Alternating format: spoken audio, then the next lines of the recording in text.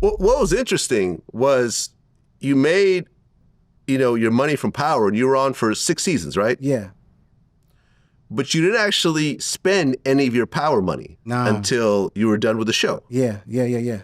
Were you investing your money? Were you putting it in the stock market or anything else like that? Or were you just keeping it in cash? So the best thing that I did was my dad and I came up with a plan. And during the time that I was working with Fifth and I got my deal, literally I started getting bookings and shows and hostings and endorsement deals. So what I had to do was I said, I'm gonna save all my bread, all these big checks, and put that up and live off of the music money that I was making. So it was my rent being paid, my food being paid, everything, lifestyle being paid from how much I was making as an artist. And that basically changed, the trajectory of my life after that, because I had millions of dollars saved up when I was done with these 6 years, but I was able to live. So again, I tell artists, man, don't think of the temporary, bro. Like it's not about the now. Like if you get a big advance, take a piece of that, pay your rent off for the year, and put that up, because that money is not forever. You know what I mean? So, and I learned that from being in the boss situation before, where it was like, this could end tomorrow. So once I did that, I put like 20% of it into stocks. The first thing that I did with the money that I had, the first thing I did was I bought a house and bought 3 different properties in Atlanta, bought a mansion in Nigeria, and bought my parents a house.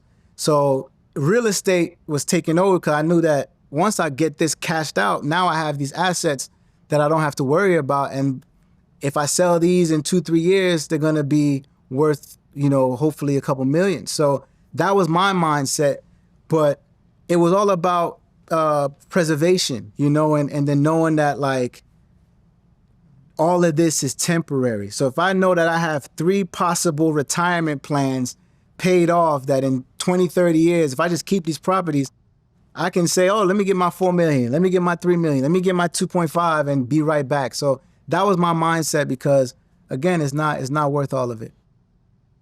Yeah, I mean, I think that's the difference when you look at people who understand money and people who don't. Yeah. Like, all the money I made from Vlad TV, I invested into the stock market. Amazing.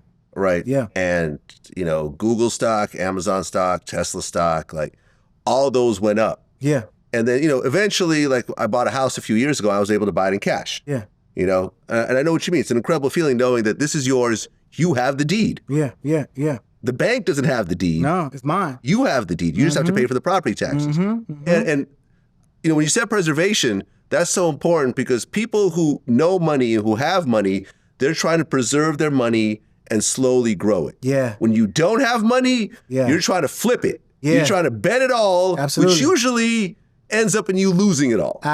Absolutely, bro. And I learned that very early. Like once I said, okay, you have this money, you're good now. You're making enough money as an artist to sustain your lifestyle for the next 2-3 years while you're filming this show. So you're good. Why spend and buy this chain? Why do this? Why do that? Who are you trying to impress? Like girls already like you. You're already lit. What do you need to buy this car for? You live in New York. You don't need a car. So it was all of these things that was like, nah, man, just chill, just save your bread, because it's going to come back in order.